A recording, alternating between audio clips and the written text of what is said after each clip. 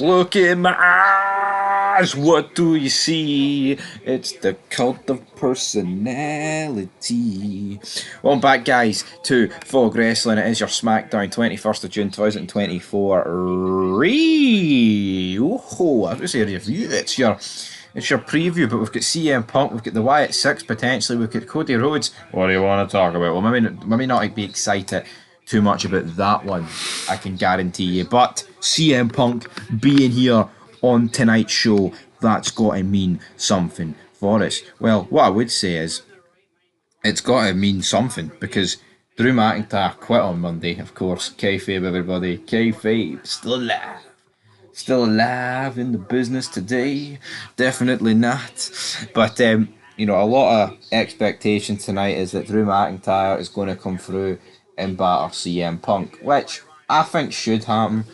I mean, I would be shocked if this show just ends with or just has CM Punk on it berating Drew McIntyre. I know he's not cleared to compete, but there's definitely going to be some form of beatdown from CM Punk, Drew McIntyre on CM Punk. That's definitely going to happen. But what I would like to talk about, I mean, I guess that's the Punk Drew McIntyre stuff wrapped up. There's not really an awful lot to say. It should be the best stuff of the show. But what about the Wyatt Six? All right, folks, because Raw ended with a literal, it was a literal massacre. It was. There was bodies lying everywhere. There was blood everywhere. NXT didn't even really acknowledge it. I guess since NXT is the developmental brand, I can almost let them away with it. I mean, even though you've actually got people on NXT that are on the main roster. But if SmackDown just starts tonight with no mention to what happened on Monday Night Raw, it's such a letdown. It really is. I just don't, it's not a brand split. It's not like the brand splits did. This isn't like the OG brand splits where it actually felt separate. I mean, people appear on both shows, like CM Punk is literally doing. It's in Chicago, Illinois, baby. So for me, I think people need to start reeling it in. It's not going to go down that way. Absolutely, absolutely not. I think the Wyatt Six aren't even going to make an appearance tonight. I'd like them to make an appearance because you know what? It was one of the better Raw endings that I've ever seen. Well, not that I've ever seen. Jesus Christ. I mean, that I've seen in recent times. Ever seen? See if somebody clipped that, they would think Fog Wrestling likes this current shitey excuse of bloody wrestling. My God. We need to sort that out. But I'm going to predict that the Wyatt Six don't appear.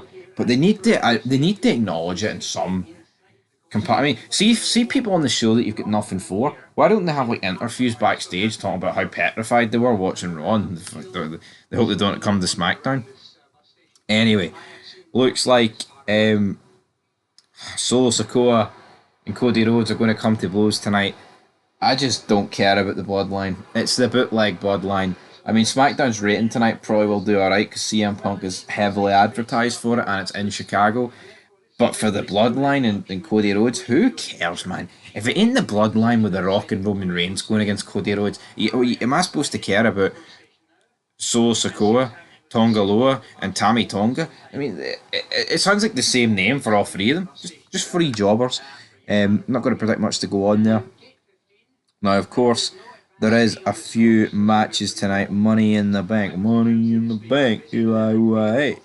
Eli, we've got two matches. So we're going to start with the first one. We've got Randy Orton against Tammy Tonga against Carmelo Hayes. An incredibly hard match to predict, by the way. I mean, Gunther's probably going to be the champion after SummerSlam, and Cody Rhodes is still going to be the champion. So who makes the most sense to have a Money in the Bank briefcase with those two as champion? I look at this first triple threat match. I can't make much of a case for a favourite. Like Randy Orton, obviously megastar. Tammy Tonga in the Bloodline, which obviously boosts him, but I mean, we think he sucks. Well, I don't think we suck. We suck. I don't think he sucks. I know he sucks. Carmelo Hayes should be pushed to the moon. Really rate Carmelo Hayes, so I think this guy should genuinely win this match. And be in Money in the Bank. He's the most athletic out the three. I mean, I love Randy Orton. I'm a big fan of Randy Orton. He's not one of my favourites of all time. I know I just said I love the guy, but I mean, you got to admire Randy Orton. I mean, I think it's got to be between her and Carmel Hayes that win, but I wouldn't be surprised if it's Tammy Tonga. I'm actually going to go for Tammy Tonga to win. There you go. Then in our second Money in the Bank qualifying match, triple threat match, with Kevin Owens against Andrade against Grayson Waller. Well, this one is definitely a hell of a lot easier to predict. I'm going Kevin Owens and twice on Sundays.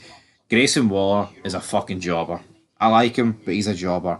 Andrade should never even been brought back to the company. Kevin Owens against Tammy Tonga, Money in the Bank, mini Bloodline feud going on there during the match. Yeah, that's the one that makes sense to me. I'm going Kevin Owens and Tammy Tonga to win. There's not much hype about anything women related on this show. So if you don't like staring at men, then this show might not be for you, buddy. There's not a lot happening with women.